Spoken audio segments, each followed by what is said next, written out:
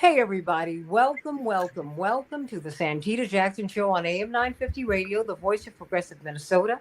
It's a joy to be with you. I want you to meet uh, my morning stars, the Santita Jackson Morning Stars, on my YouTube channel, the Santita Jackson Show YouTube channel. Thank you so much for being a part of that channel. More and more of you are joining every day, and you're meeting me on Twitter, and you're joining me there. X. Okay, Naswa, I'm Louis Trinice. I'm a little behind the times. I'm sorry. X, Twitter, it's at Santita J. I got the handle right, okay, you guys? Okay. And then Facebook, I know you all don't fool with that, but I'm Santita Jackson and friends. But I want you all to come on over. And we've been talking about the students. Today we have an opportunity to talk with them and to hear their stories.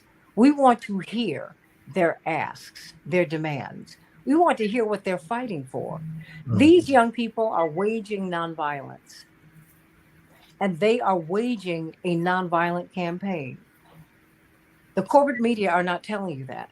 The corporate media are telling you that, well, the counter protesters are there because they've got to meet violence with violence. That's not true. The LAPD and the UCLA Police Department stood down for 3.5 hours when those counter protesters breached the barricade of the encampment and beat those kids for 3.5 hours before they intervened. That is real. Bryce Green, who's been a regular on this show for Indiana University in his first year of his graduate program, has been banned from class for 5 years because of his activism.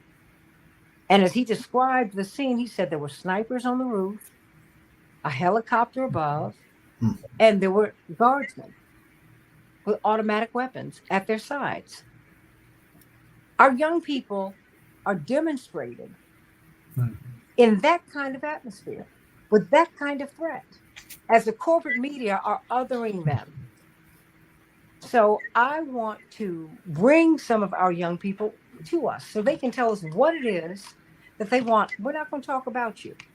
We're going to hear from you, and then we're going to ask you questions. And any guidance we can give you, we're going to do that. I mean, as Israel is banning Al Jazeera, as they are sitting with the United States and briefing them on how they're going to ethnically cleanse Rafah. That's what's happening right now. As we're protesting, they continue to go on with this carnage, and it's shameful. So, of course, we have Professor Bart Schultz from the No, RT. senior lecturer. Senior lecturer. That's right. All the academicians are very, very, very, very specific. But please call me But Bart. The students do. well, I'm gonna try and do that. It's just like an old thing. My parents are on my shoulder. But I'm so glad that you're with us. But he's in philosophy, and he's been very helpful to us, giving us some books to read and really helping us to. No, it's important for us to think too. And he's the former director of the Civic Knowledge Project, which I think is so appropriate. It's so appropriate for you to be here.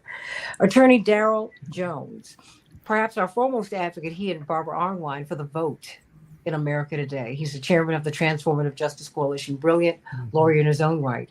The president of the Haitian American Lawyers Association. We were going to be talking about Haiti today. We'll do it tomorrow. Because we just kind of kept on going.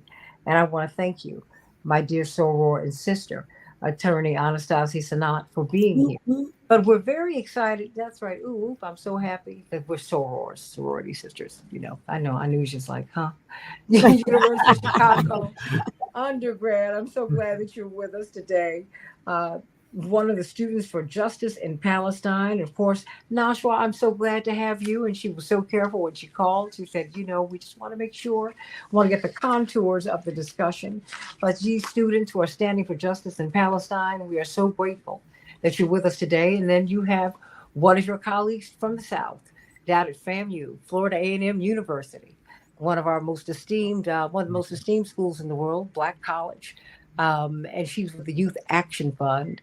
And we welcome the three of you to the show.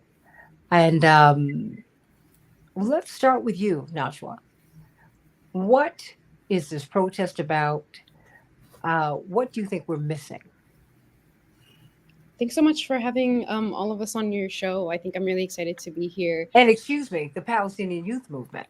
Yes, I'm a member of the Palestinian Youth Movement, so I'm not a student on campus, Mhm. but the Palestinian Youth Movement nationally it has been playing a support role as the students sort of lead this phase of the struggle for Palestinian liberation. And yeah, and just to kind of answer your question, I think that um, I think I just want to like hone in on what the students' demands are, and I think Anuj and is going to do a really good job speaking to that. But the overarching goal has been to end the genocide that's currently happening in Gaza. I mean, like you started off the show with, there's currently an impending invasion in Rafah. They've encourage people to go to a secure location, but they've set up checkpoints so that no men are allowed to go through those. So they're essentially they're essentially prepping for even more ethnic cleansing than they've already done in the past 7 months. And it's been 7 months of utter destruction. And I think that students on campus have really seen that, have really been at the forefront of fighting against that for the past 7 months. And this and the encampments that we're seeing, these popular universities for Gaza, have been this escalation in order to get their demands met. And you see across the board the demands being things like disclosure, which and divestment. Are you all the universities across the country have students paying thousands of dollars every year to their universities for what they believe is resources for them, is for their classes that they take, but in reality that money is put into the weapons, is invested into the weapons that get used on the Palestinian people in this genocide, and to uphold the occupation and to uphold the siege of Gaza, which has been going on for 17 plus years. And I really want to hear more from the students, and have, especially Anuj, like I know that U Chicago their demands go past that and like talk about the community too. So yeah, I'll pass it along, but let me know if you have any more questions for sure. No, I appreciate that, because even those details, we don't know that the men are not allowed to go through, which, I think as someone who's a descendant of American slaves, that resonates with me, Daryl, very, very deeply, Anastasia, because they broke up families and women were left vulnerable with their children. And that's when I see Gaza, when I see the West Bank, that's what I see.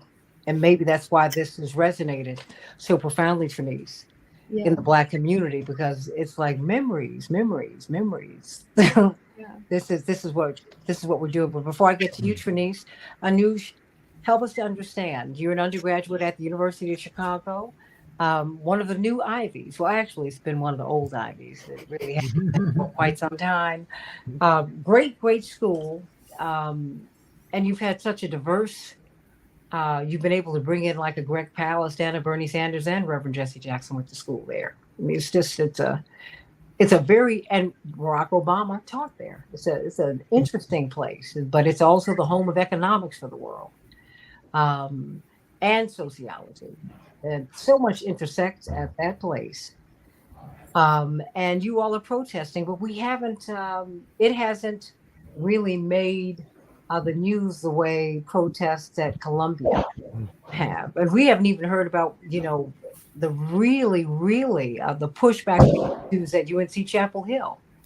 I mean, these protests are very big deals. What pushed the University of Chicago students to protest, and what do you think is pushing students to protest now? What do you want?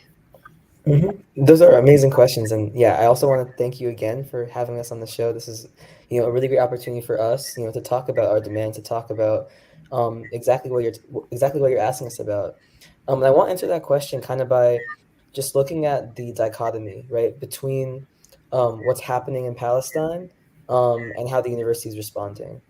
So as Nasha was talking about before, right, we have had an ongoing genocide for the last 7 months. For almost 4 months of that genocide, Israel's military forces were bombarding Gaza, and pushing the population further and further south, and calling essentially the southern parts of Gaza a safe zone.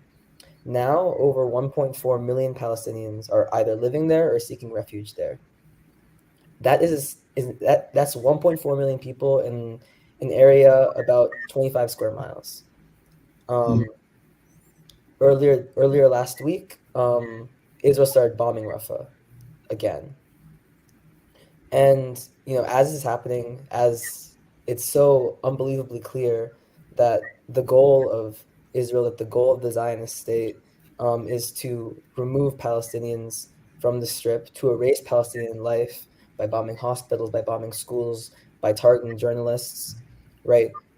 We as students, we see that, and then we see how the university is responding. Not just saying nothing, not just doing nothing, but actively being invested in the weapons manufacturers that Israel is using to carry out this genocide. Actively partnering with Israeli academic institutions, right? That actually bring in generals to teach classes at U Chicago From the IDF. from the IDF. Yeah. But to teach what?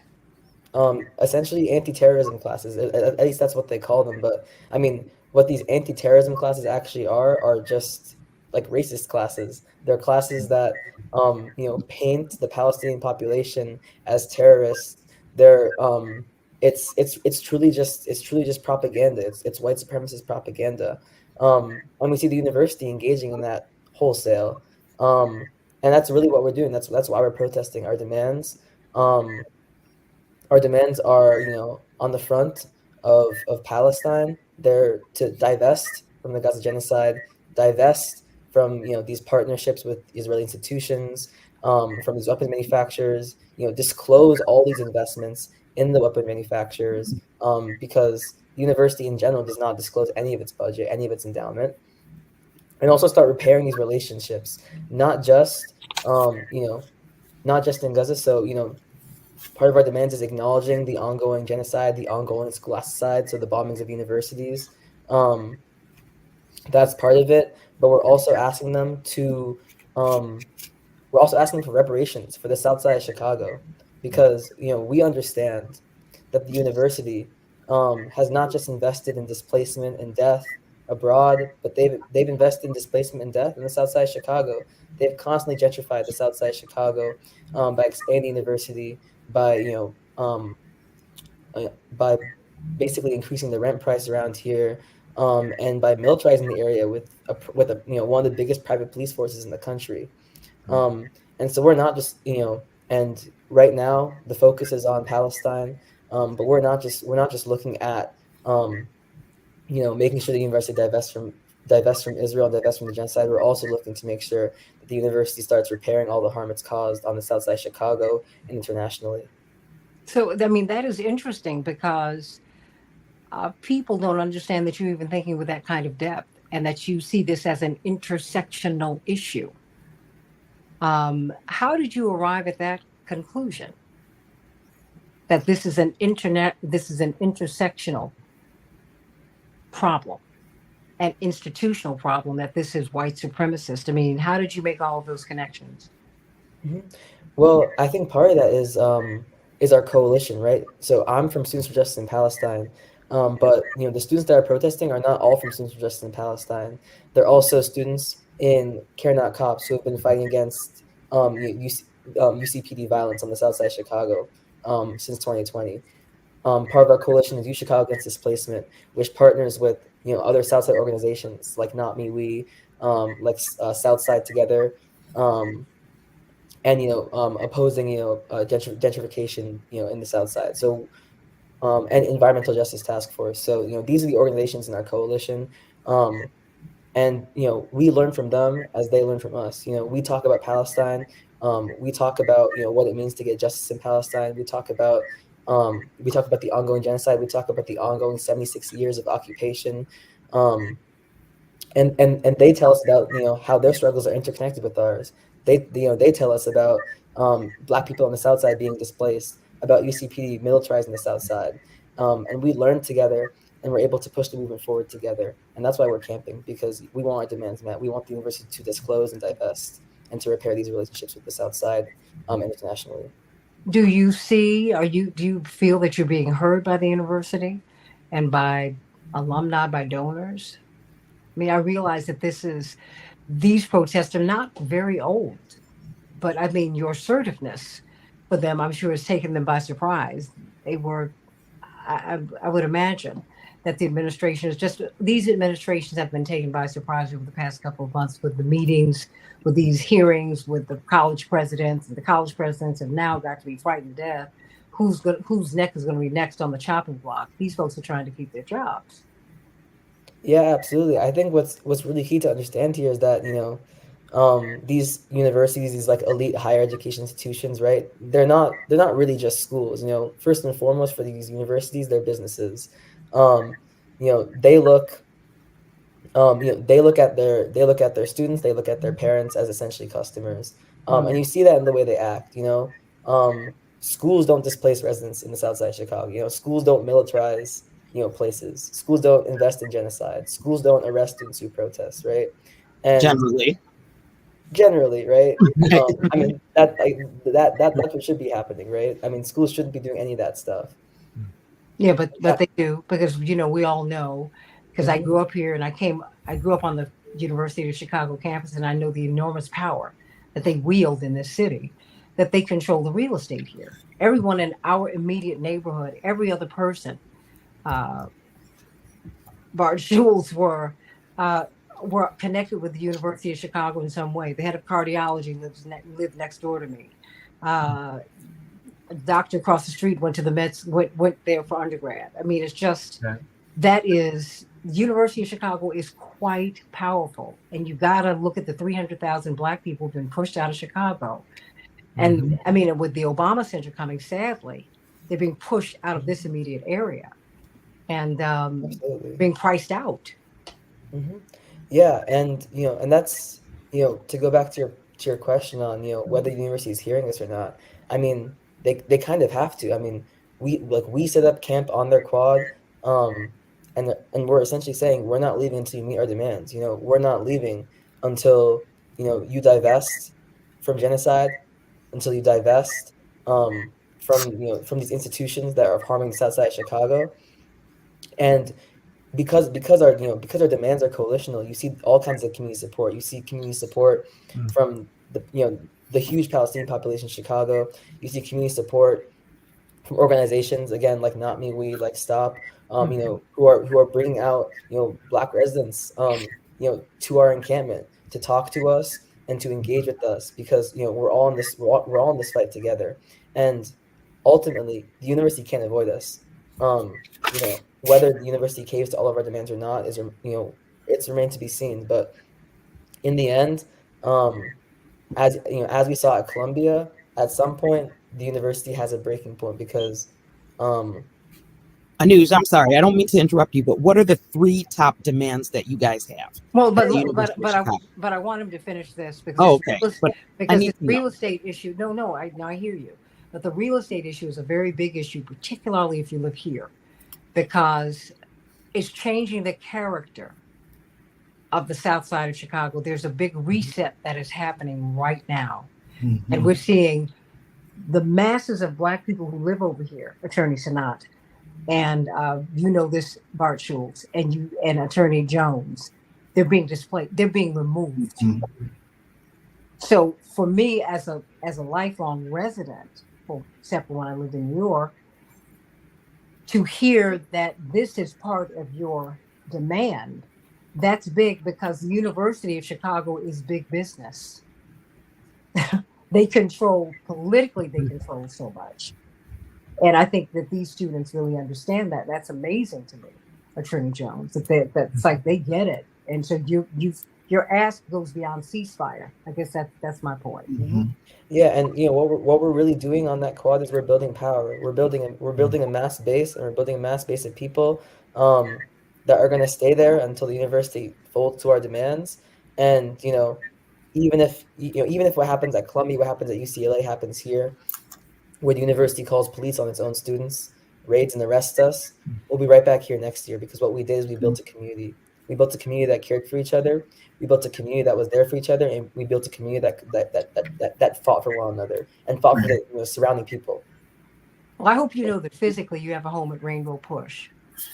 And so when you need places to meet, when you need to come somewhere, because Reverend is an alum of the University of Chicago, but not just that, but that's what we do.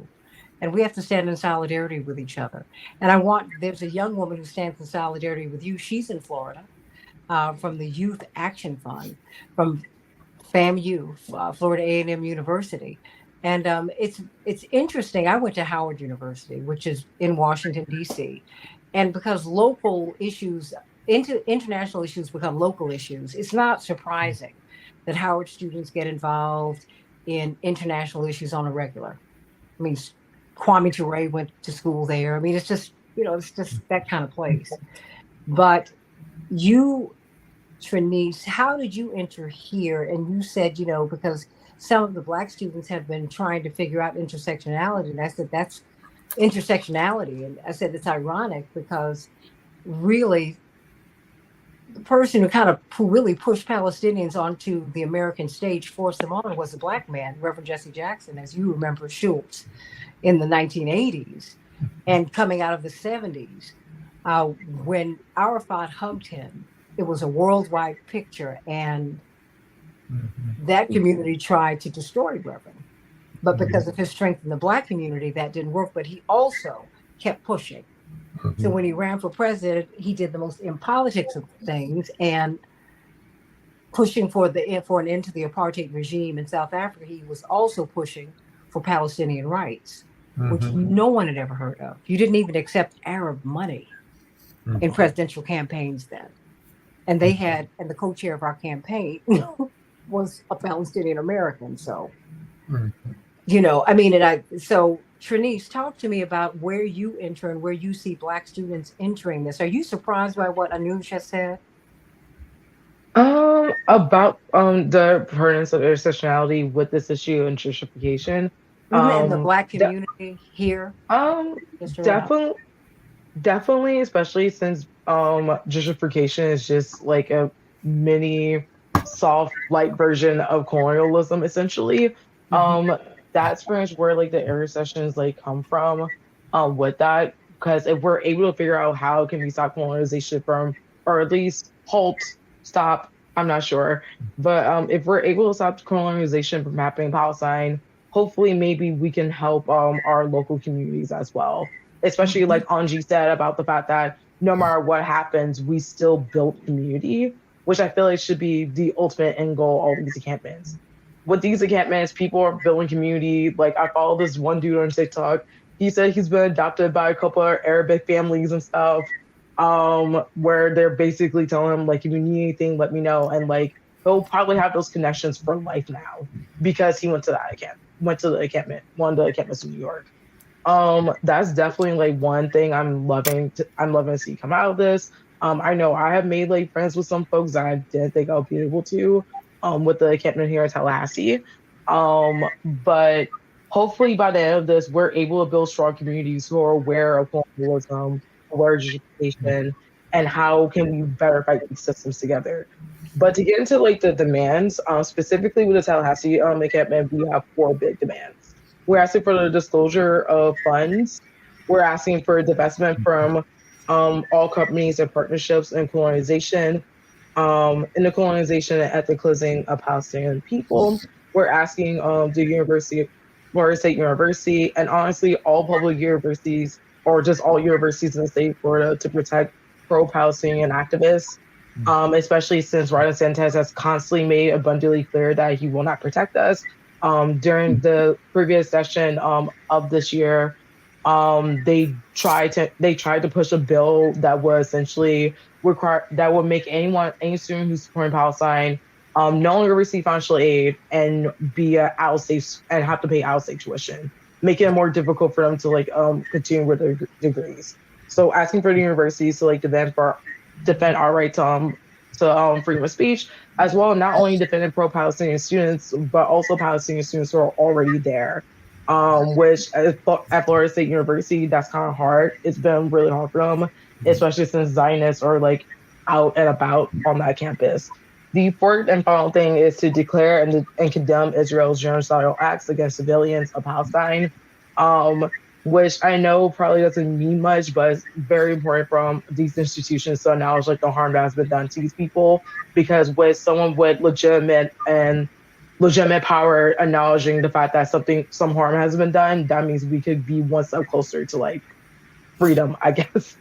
Um, but the way I kind of come in through all this is one, I am HBC student, but unfortunately at the moment, FAMU has not been getting involved with the encampment. Most of our work with the encampment has been done through Youth Action Fund, which is a student-led nonprofit that specializes in helping fund and coach and mentor students in how to get involved with organizing itself, especially in state of Florida, where it's been very hard and they keep attacking our race to organize here. So we've been trying our best to like help out with the encampments, especially since one of the founders was arrested at Vanderbilt at his encampment and was suspended indefinitely, if I remember correctly. So this is a very important issue to me, not only as a HBC student who is who alongside with some folks at FSU been trying our best to reach out to some of the people in our community to join the encampment, as well as someone who know people who have been personally impacted by the university's refusal to stand with their students. Attorney Sanat, you were asking an unusual question. You might have one for Trinice and for Najwa. Attorney Sanat? Well, then let me go to you, Attorney Jones. Well, They made you pensive. I saw your hand go up. I mean, yeah. because to hear the breadth and depth of your analysis and of your demands, it's quite frankly, it's stunning. And you're absolutely right, Santita. Let me start by complimenting the students for their dedication and what they're willing to do to stand up for what they believe is right. Joe Madison, the Black Eagle, used to say that the difference between a moment and a movement is sacrifice. And what we see happening here is a sacrifice on behalf of these students for these causes. When I see the intersectionality that Anuj was speaking of, with what is happening in Chicago, what that represents to me is that they're not in it for the moment. They're not in it just to say, dealing with Israel getting out of Gaza and stopping the cleansing that's going on there. They're in it for something that's something that's much more comprehensive. They're taking in the issues of what's happening in South Side of Chicago. They're taking in the issues of things that are happening environmentally. I believe I heard him talk about the environmental justice issue that's on there as well. There's a very broad, comprehensive approach that they're taking. So this isn't about just the moment of what's happening across the country. This is about a movement that they are putting together to be certain that they have a team that's working together, a coalition that's working together to address issues that are addressing their generation and taking it on head on collectively. And that's really going to, I believe, create an incredible impact as they move along. The one thing that I didn't hear Anush said, and he may not have said it because he didn't have the time or whatever, but I'm hoping that there's also a voter registration and a voter outreach and a voter get out to vote part that is part of the movement that they've put together. Because although they're affecting these various areas, as they're able to collectively use their voice in registering to vote and to vote in members of Congress and voting members of the city council that will hear and respect their issues and push forward on their issues, that will be a huge part. And that's not just the University of Chicago, that's across the board. Because the one thing that we know, and as you know, Santita, I do this every day, the one thing that we know, that of the 435 members of Congress, there is one that is a Gen Z. There should be at least 20%. At least 20%. And that's where their issue gets heard. That's where their fighters regarding legislation come from. So, I think it's important that they continue to push and raise the issue. I think it's also equally important that they have people in Congress that are representing them, sitting at the table, pushing their issue forward. Which brings us to you. And let's not even get into DeSantis down in Florida, because what Trinice just said about what he's doing down there, the reaction you saw was when she said that DeSantis won't protect pro-Palestinian students. Really? he won't protect them. He wants to cut off their financial aid because they're exercising their First Amendment rights. That's No, problematic. wait a minute. He's trying to cleanse them from the state. Hmm. I mean, it's another ethnic cleansing. Yeah, I that mean, has been they don't want DEI. They don't want the Palestinians. They don't want you there, but they do want the basketball players and the football players. I'm sorry. definitely that has definitely been an ongoing issue with Florida, with us especially experiencing a brain drain. Whenever our board of governors made the vote to get rid of the principles of sociology for gen ed courses, I believe his name was Manny. He says because there's too many radical leftists in sociology, so they're trying their best to just get rid of it as a whole. And it's because they know, like, it's because they're fully aware that institutions like public universities provide space for radical things to happen. I mean, we're seeing it right now with the encampments. So it's definitely been an ongoing issue with Florida as a whole, with DeSantis and all of his all his friends in the House and Senate, trying to essentially get rid of like leftists from academia and just get rid of like Black and brown people or any marginalized people from the state as a whole, which it's sad considering the fact that this is probably one of the most diverse states in the South as a whole. So yeah, that's all I have to say. No, but it's look, you're saying a lot, and I mean, which brings me to you, Mr. Schultz, and I'm going to get back to you, Anuj, and Nashwa, and Trinice, because I'm really fascinated by what even post college, what the youth are doing, Nashwa, and that to me, that's a huge deal, because you have none of these presidential candidates, the major ones, are speaking to anything that we're talking about. Hmm. They're so far away from us, and yet they expect us to vote for them. And before I get to you, Bart Schultz, I want the three of you to speak to me on that. Anuj, because you were shaking your head rather rigorously, because you should get registered to vote, but I think we have to vote from the bottom up. Because if you focus on the top, you'll be so turned off. But it is the people who control our localities who determine, how we live. The one of the 20 largest government budgets in the world is the Cook County Board budget. They control a lot. They can squeeze a lot. They can force the University of Chicago to do some things because they have that kind of power. And that's why voting becomes so important. But what are you thinking about this election cycle? Thank you for asking that question. And yeah, as you said before, I wasn't able to comment on this before, but yeah, thank you for offering the Rainbow Push Coalition, as a place to meet, as a home. We really do appreciate that. And we really appreciate all your support, for the encampment. And when Reverend Jesse Jackson came over to the encampment yesterday, that was really, a moment we really appreciated. But yeah, to your question, I mean, it kind of comes back to when I was talking about intersectionality, all these different issues, the ongoing genocide, the ongoing occupation of Palestine, displacement on the south side of Chicago, right? I mean, and environmental issues. Like we're fighting capitalism right now. We're fighting a system that values profit over people.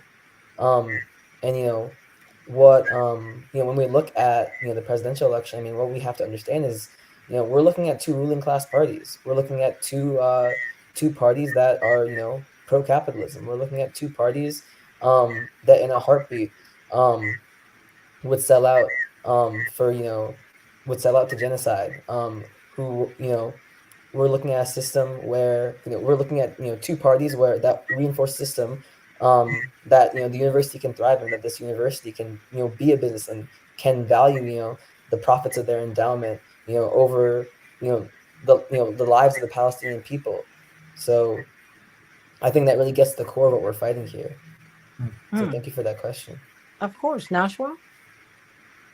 Yeah, I think I agree with what a lot of Anuj said. I also want to say that I think that you're right, Daryl Jones. Like I think what you're saying, like what you're trying to convey, is also right. That it would be great if we had people in Congress who represent us, right? But the problem is that's not something that's possible in the United States because the U.S. does have an interest in maintaining the current status quo in the Middle East and maintaining Israel as essentially this, like their largest military base in the Middle East. And I mean, even Joe Biden said it himself before the genocide, but he also has repeated it, I think, several times since the genocide too. I think I might be butchering the quote, but I believe the quote is something like, "Had there not been an Israel, we'd have to create it." Mhm. And so the fact of the matter is that we understand and I think the students understand too, that the United States has an interest in maintaining this genocide and has had an interest for the past several decades in maintaining the occupation and maintaining the siege of Gaza. And I think actually these encampments for Gaza have been extremely powerful in so many ways. But one of the ways I think is that students on these campuses who are participating in the encampments are getting this like first class lesson in the fact that we, the people, actually do have power to make a change. It's the students, it's the community who are out here at these encampments who have been negotiating with the administration, trying to get their demands met, who understand that what they're doing right now is an important block, is an important pillar, I would say, in getting their demands met, if not now, in the future. And this is an important lesson for them. And I think that that's sort of how they're seeing their power, you know? Well, I mean, it seems, yeah. I mean, and your generation, the young people seem to frighten Netanyahu Mhm. and his cohorts because it is the women, it's been the babies, the children, the people who grow into becoming Anuj and Nashwa and Trinice. They've been killing them so that they don't come out too far. I mean, Trinice, what are you hearing about the vote where you are? Pretty much. So the currently, and it's because like most of our generation, we feel very disillusioned by the system as a whole. Like, we're like, okay, we voted for Biden in 2020. Like, the 2020 election was like my first presidential election. I voted for Biden. I'm like, okay, maybe things won't be as bad as Trump, but it feels just as bad as if Trump was elected. Um, so the problem is like a lot of us feel extremely disillusioned by voting, but I do feel like we shouldn't count out voting entirely, mostly because like there's a reason why here in the South they're constantly passing laws to make it more difficult for us to vote and more difficult for us to register people to vote. It's because that it does do have a lot of power if we use it properly. Like Miss Jackson said, we cannot focus solely on the presidency. There's a plenty of other things on the ballot. Like here in Florida, we have abortion that's going to be on the ballot soon. We're going to have recreational marijuana that's going to be on the ballot soon, which will make sure that we have our doctors staying here in the state of Florida, making sure that people are no longer getting arrested for having possession of weed on them as well. We could vote in politicians at least on the state level, state and city and town level that will support us in our efforts and make sure that the police isn't being as hostile towards us. I do understand like the disillusionment the with Congress and with the presidents and with the executive board things, but we should probably make sure that like we say, make sure that our community is good by making sure we have local officials that truly and authentically support us, that are there with us, that care about us, and that will represent us the way that we demand as people. I wouldn't count on voting entirely. I do understand the sentiment. I too am very frustrated with the current like election cycle, but we cannot count on voting just. Well, you know, you're the former director of the Civic Knowledge Project at the University of Chicago. I mean, and thank you for bringing it to civics because we're watching civics in action by watching what the Palestinian youth are doing, what this movement is doing. I mean, by your affiliation with the Students for Justice in Palestine, for the Youth Action Fund. I mean, you all are civically engaged. Because what you're doing, you're engaging in civil acts of civil disobedience. Um, and I think what Attorney Jones, I don't want to speak for you, but it's like taking this to its logical conclusion because voting is very important. Even that's what uncommitted was so important because people did speak when they voted uncommitted. They did. But I hope you will know before I pivot to you Bert Schultz, who was it's very interesting that you would be the senior lecturer in philosophy and the former director of the civic engagement, the civic knowledge. Civic knowledge. Don't Civic confuse knowledge, it with not civic engagement. No, excuse me, but civic knowledge, because it really is understanding. You do with it what you will. Help me to, what are you hearing these young people say? Because for Well, them, this is really, they're thinking very deeply.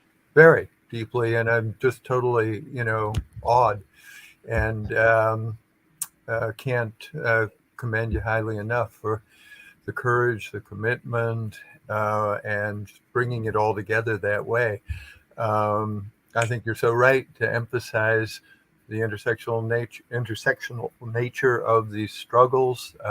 You are really speaking language of critical environmental justice, recognizing all these different dimensions of injustice and how many different fronts you have to be protesting on, which is very difficult. I think it's difficult to be at a place like the University of Chicago and to resist in those ways, to be in it but not of it, and creating what some people would call like, a university within a university, or an undercommons or something, where real educational work is going on, right, through the students, through activities such as the ones that you are carrying on, which are, the kinds of civic education we always stood for.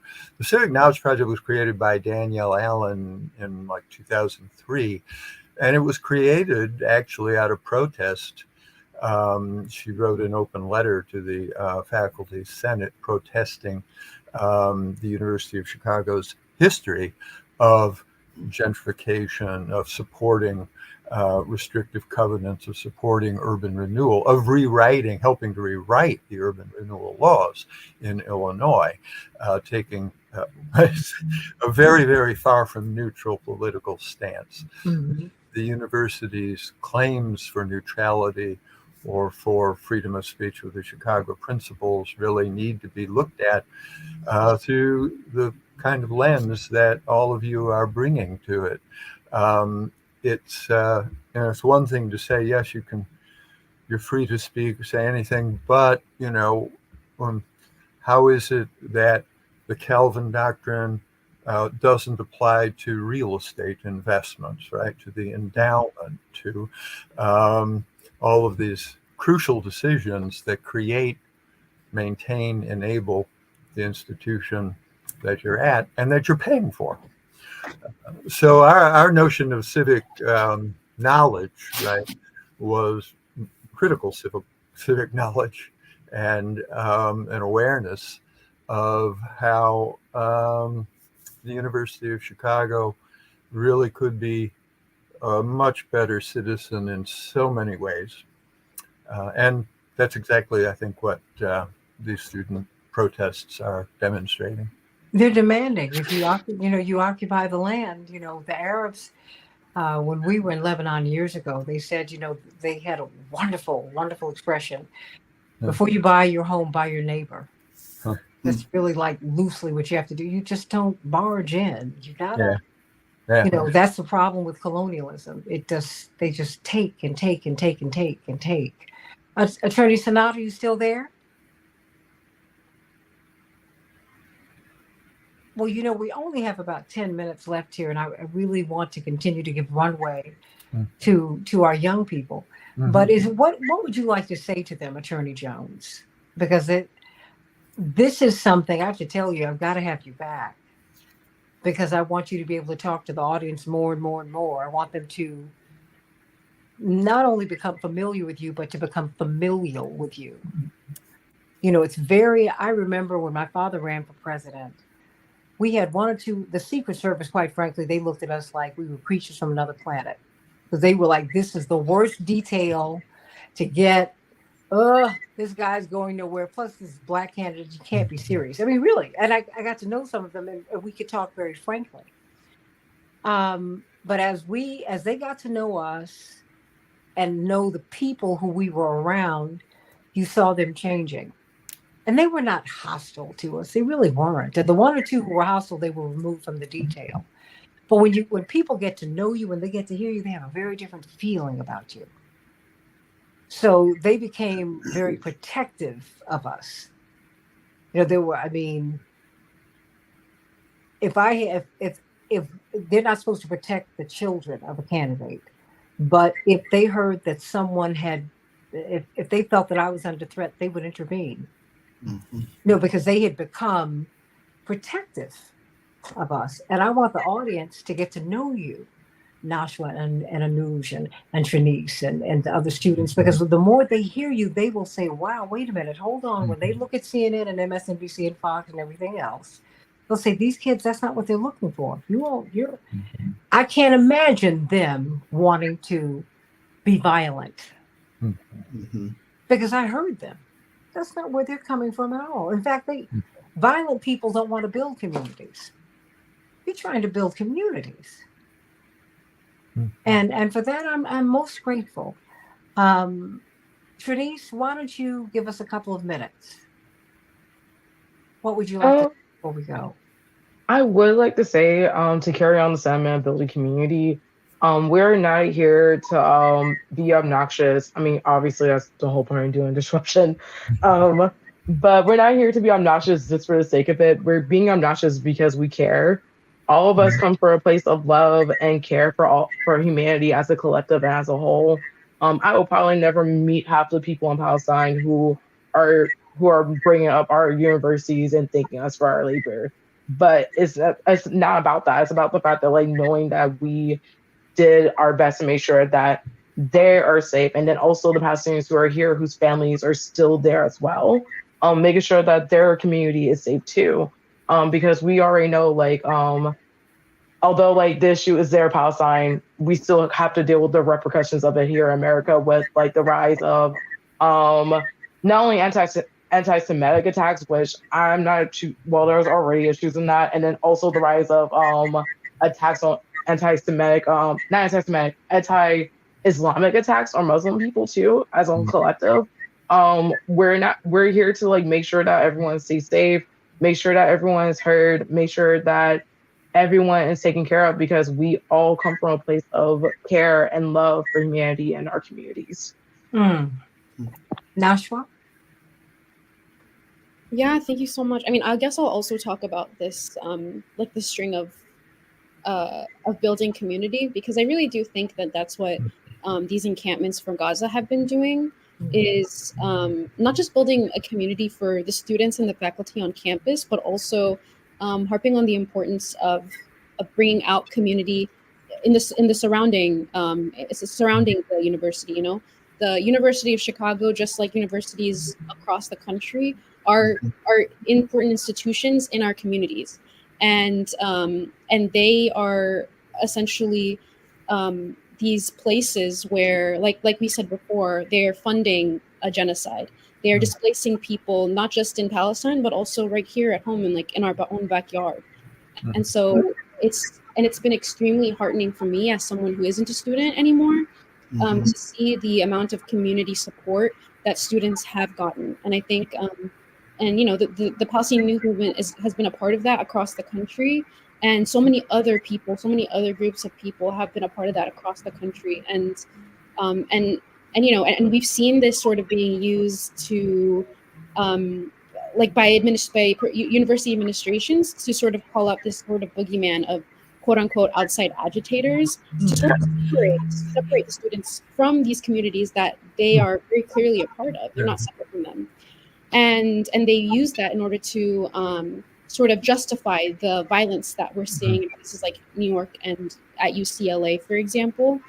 And but in reality, the community is out here not because they're outsiders and not because they want to agitate, but because they are a part of this community and they see the hope and also the win that a divestment, that disclosure would be for their own community. I mean, not even talking about the South Side, but also the suburbs of Chicago, where the Chicagoland areas where 6-year-old Wadi Al-Fayoum, the 6-year-old Palestinian boy, was murdered 2 weeks into the genocide.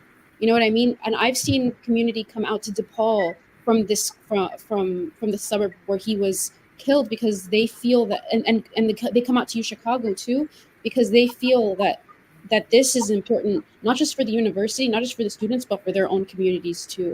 And so I just want to like really harp on the importance of that. You know, it's not just a student issue, and I hope to see even more people from the community out here and supporting the students in any way that they can, even if it's just bringing in food or like saying hi and meeting people and thanking them. I think that they would really appreciate that, and it would help forward the student demands, especially if it's something that you truly believe in, which I think a lot of people in the community do. Well, but that's why the media blackout for you does not extend here, because the more people hear you, and you'll be hearing from me all the time. Thank you. Yes. Well, because the more they hear you, and if there's something that comes to mind for you, call me and say, hey, I need to get on. That's what you do. That's how Reverend got known. Look, the first time I heard Michael Jackson was on the radio. Well, actually, I saw him at a talent show, but that's how old I am. But that's a different story. I mean, back in the day. But, I just, people need to, when they get to hear you and get to know you, it changes all the dynamics. Trust me. The first time Reverend Jackson's vote total doubled after 1984 because it was the first time that America and the world heard him without another interpreter, without a filter. And you don't have a filter here. And there's some other places and spaces where you will not have a filter. So know that you have a home on the Santita Jackson Show. Know that. I knew the last 2 minutes, they belong to you. University of Chicago undergrad, and I got my little FAMU undergrad. Oh my goodness. Oh, I'm so far away from that. When was that? That was decades ago, but that's all right. Well, yeah, I want to, echo what you and Nashwa just said. Thank you for all your support, and, thank you for platforming us and, giving us the opportunity to talk about, our demands and, why we're out here.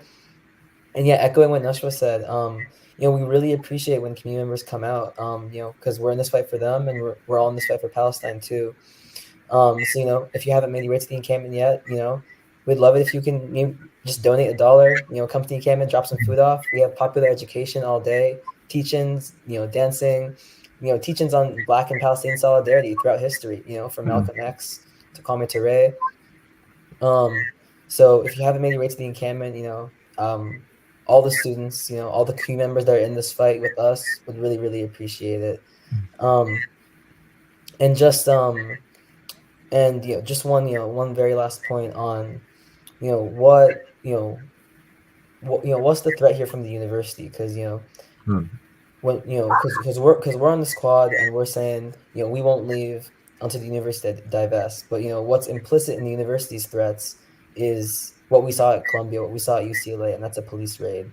Right, the same type of violence that they enact on the South Side, that they militarize their UCPD for. Implicitly, when we enter into these negotiations, they're threatening that on us. And one of the ways that we can fight that is showing that the community can come out and can support us. So again, if you haven't made your way here, please make your way to the U Chicago Popular University for Gaza. And thank you so much for having us on the show. My pleasure, my honor. I mean, when I see all of you young people, my heart leaps with joy. I know that the world has already been made a better place because you're in it and you're fighting. And it just moves me greatly. I have so much respect and admiration for you young people. And just know that we are here for you. We are. We are. And we love you. Thank you so much. And we're so proud of you. Oh, my goodness. Boy, you're wonderful. You're wonderful human beings. Wow. Look at what we have produced. I can't believe it. We all did something good. God bless you. Joshua, the Palestinian Youth Movement, University of Chicago undergrad. You standing for the people of Palestine. Thank you so much for that, Anuj. And thank you, FAMU, Trinice. Thank you, and the youth down in Florida. We know you're having a tough time, but together we're going to make it. And we're going